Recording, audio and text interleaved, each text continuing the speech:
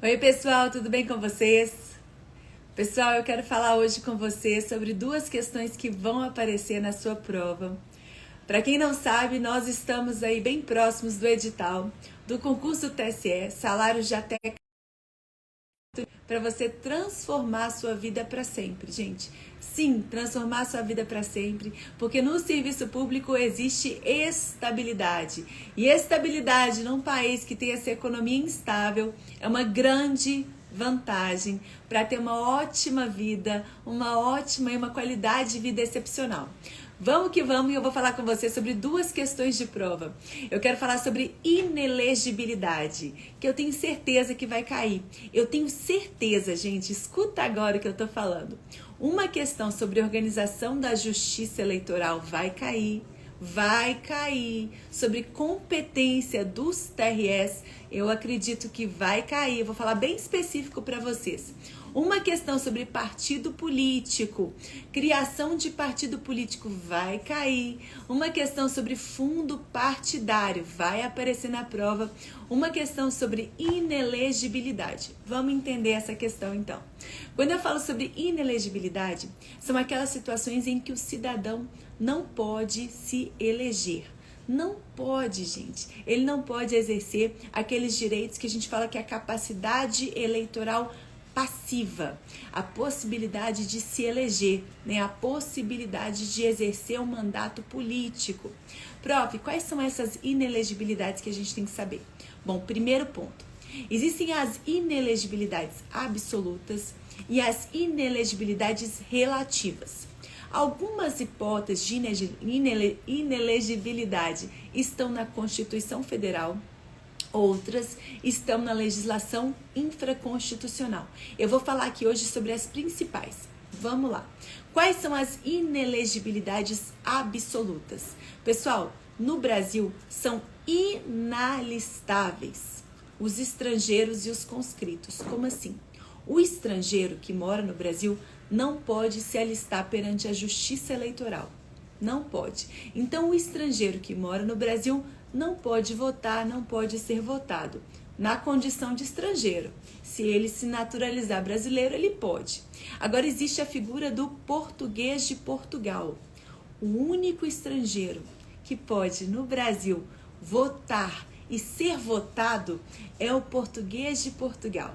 Inclusive, o português de Portugal pode morar aqui no Brasil, mantendo a sua condição de estrangeiro, de europeu, e se candidatar. Se candidatar para cargos que podem ser exercidos por brasileiro naturalizado.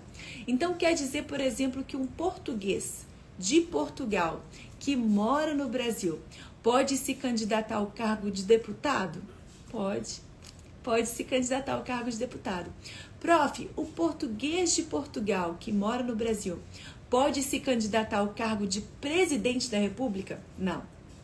Presidente da República não pode, porque é exclusivo de brasileiro nato, tá bom? Então tá, o primeiro ponto é o estrangeiro que é inalistável. O segundo que é inalistável, aquele que está cumprindo aquele período de serviço militar obrigatório. Ele não vai se alistar perante a Justiça Eleitoral, ou seja, ele também não pode se candidatar e nem exercer nenhum cargo político, tá bom? Beleza, entendi, prof.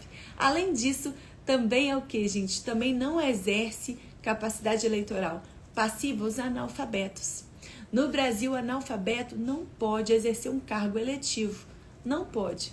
Prof, como é que ele vai comprovar que não é analfabeto? Existem vários e vários instrumentos de comprovação. Se houver dúvida, inclusive, é aplicado, ele é feito um sistema para verificar se aquela pessoa tem conhecimentos rudimentares da língua portuguesa. Foi o que aconteceu com o Tiririca. Lembra quando o Tiririca foi eleito? Que muito foi falado, ele é analfabeto, mas depois foi decidido pela Justiça Eleitoral que ele tinha conhecimentos rudimentares de o quê? De alfabetização, e foi mantido. Ok, prof, então primeiro ponto que vocês precisam saber, inelegibilidade absoluta. Pessoas que absolutamente não podem exercer cargo eletivo. Quais são elas? Estrangeiro, conscrito, E, gente, os analfabetos. Beleza. Hipótese de inelegibilidade absoluta. Agora, hipótese sobre inelegibilidade relativa. Por que é relativa? Porque essa inelegibilidade, ela pode decorrer de uma função que você desempenha, do parentesco que você tem com uma pessoa que já ocupa um cargo público, correto? Então, ela é relativa porque ela decorre de uma situação. Vamos entender as principais hipóteses. Primeira, os chefes do Poder Executivo não podem ser reeleitos por um terceiro mandato consecutivo. Como assim? O presidente foi eleito, ele pode se reeleger uma única vez. Ele pode se reeleger novamente? Não pode. Consecutivamente não pode. Agora, ele se reelegeu uma vez, deixou o poder, esperou 4 anos, se candidatou de novo e assumiu o poder, aí pode. É o que aconteceu com o presidente Lula, né? É o que aconteceu com Lula. Então, prof, chefe do Poder Executivo não pode exercer 3 mandatos consecutivos. Mas, professora, na minha cidade, eu vejo que tem muito vereador que fica só se reelegendo. Fica anos na Câmara. E aí? Pode? Pode. A vedação à reeleição é só para chefe do Poder Executivo. No Poder Legislativo, aquele vereador pode ficar o quê? Se reelegendo de 4 em 4 anos. Tá bom? Beleza. Segundo ponto. Os chefes do Poder Executivo devem renunciar ao cargo até 6 meses antes do pleito, se pretenderem se candidatar a outros cargos distintos. Como assim? Eu sou governadora do estado de Minas Gerais e quero me candidatar para o cargo de senadora. Posso? Posso. Desde que 6 meses antes da eleição eu me descompatibilize das funções de governadora, porque aí eu vou me dedicar a minha o quê? A minha campanha política para me tornar senadora. Então isso pode acontecer. Prof, a desincompatibilização, quem é que faz? Chefes do Poder Executivo, tá bom? Chefe do Poder Executivo. Além disso, gente, terceira inelegibilidade relativa. O cônjuge, parentes e afins até o 2º grau do prefeito não poderão se candidatar ao cargo de vereador, prefeito do mesmo município. Como assim? Eu sou prefeita do município de Belo Horizonte. O meu marido pode se candidatar ao cargo de prefeito no futuro? Não pode. Não pode. Isso, gente, está primando por aquela alternância de poder, né? Eu não quero manter aquela mesma família no poder por muito tempo. Então, se eu sou prefeita, o meu marido, o meu irmão, o meu filho não pode ser nem vereador e nem se candidatar a vereador daquele município e nem se candidatar ao cargo de prefeito. Agora, o meu marido quer ser prefeito de outra cidade. Pode se candidatar? Pode se candidatar, tá bom? Porque, gente, essa vedação, ela busca de alguma forma blindar a população do abuso do poder econômico, né? Eu já estou no poder, já tenho toda a influência. Agora eu vou ajudar o meu marido a se eleger e fico ali no poder também. Para o quê? Para garantir a alternância de poder, existem essas hipóteses de inelegibilidade relativa. Terceira hipótese, quarta hipótese. Cônjuge, parentes e afins até o 2º grau do governador não poderão se candidatar a nenhum cargo naquele estado.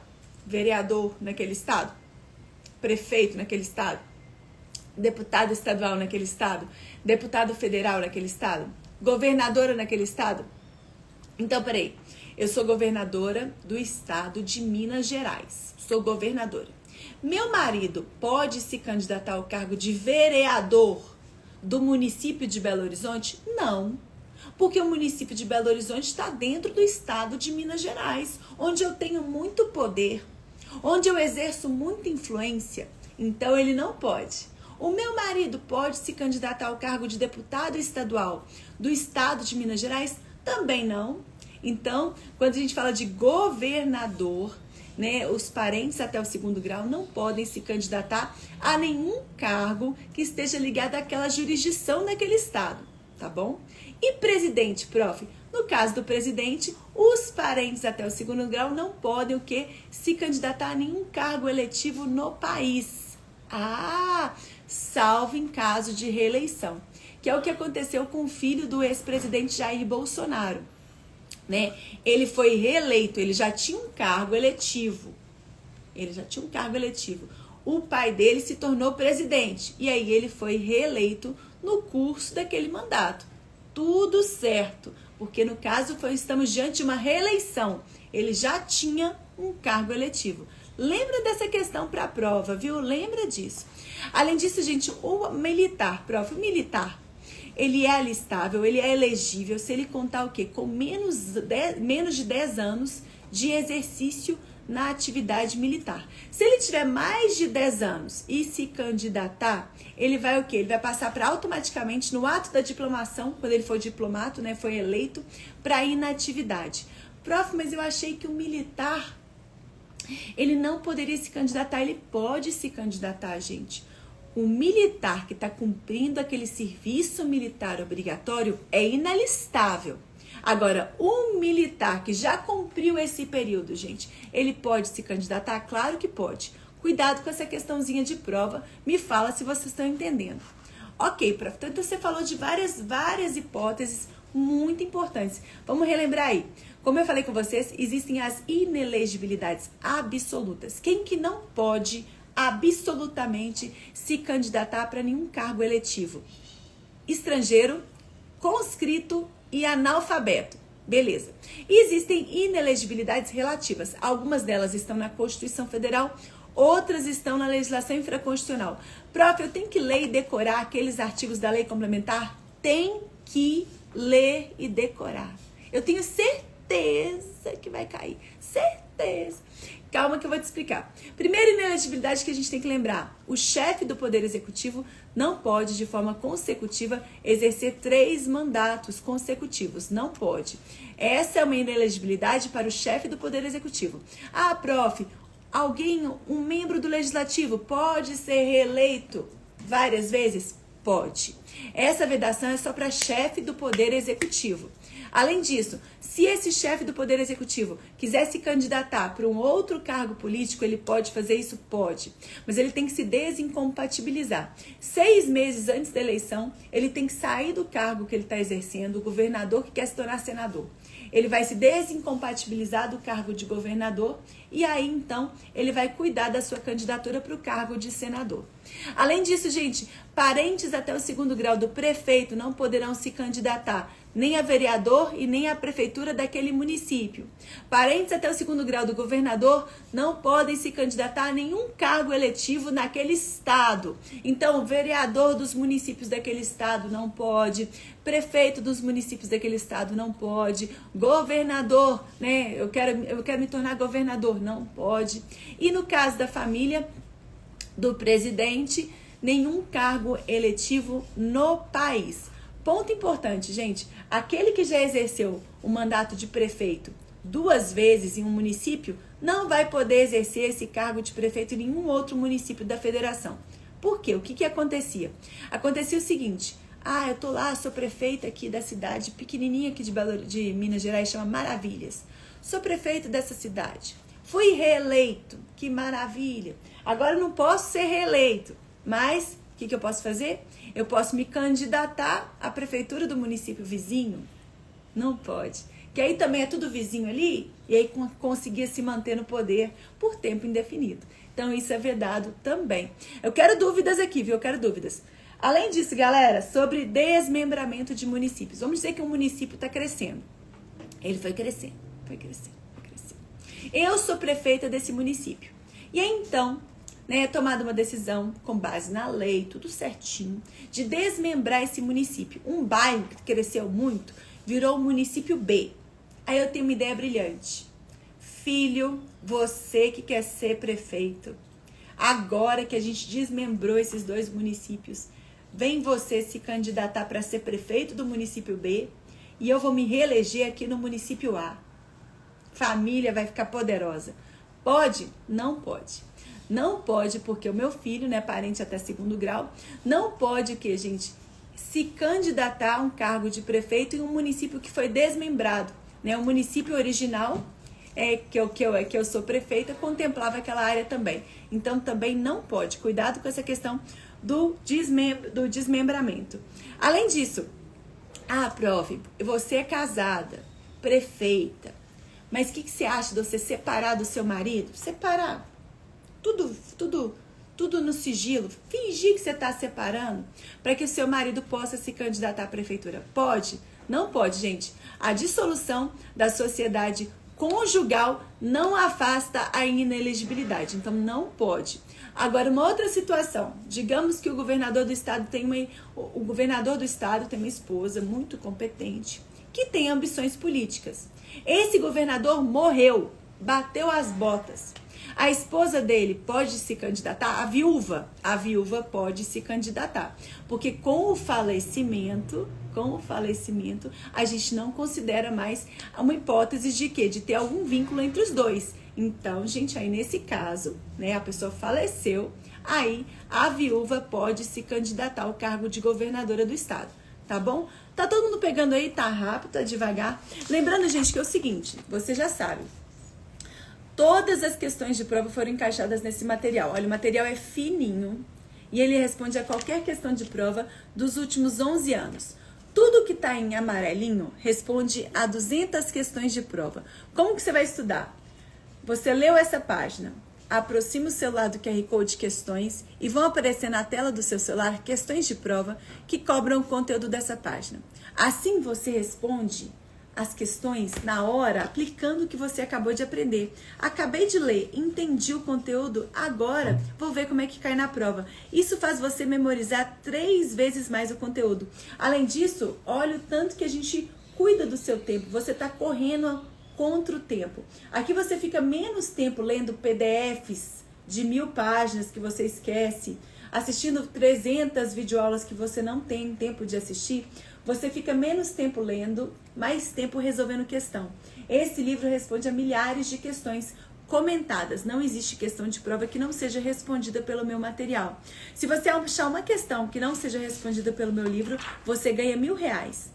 Tem 8 anos que eu falo isso, ninguém nunca ganhou. Não existe. Ou seja, por que você vai estudar material maior que você vai esquecer? A gente não consegue processar tudo, a nossa mente é limitada. A gente esquece o que a gente viu ontem na televisão. Como é que você vai lembrar o que o professor falou sobre inelegibilidade? Difícil, né? Então você precisa estudar um material objetivo e responder questão na hora. Assim você fixa muito mais. Você entende, olha, isso cai, hein? Olha, já ia dar bobeira. Entendi.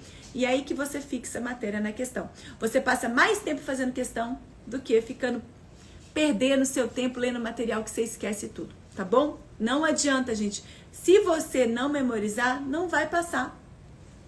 Não vai passar. Agora, como memorizar um material de 1000 páginas? É impossível. É impossível. Como memorizar 300 horas aula do professor? É impossível. Pensa no livro que você mais gosta, no filme que você mais gosta. Pensa naquela coisa que você já viu milhões de vezes. Você já viu várias vezes Titanic. Você lembra das falas? Da Rose, do Jack? Você lembra? É impossível. Se você não fizer questão, você não memoriza. Então, por isso, eu desenhei uma metodologia na qual eu te mostro frase a frase que é mais cobrado. O que está em verde responde a 100 questões, o que está em amarelo a 200 questões e o que está em vermelho é mais cobrado, responde a mais de 300 questões. Aí tem a cor azul. O azul é o exemplificando.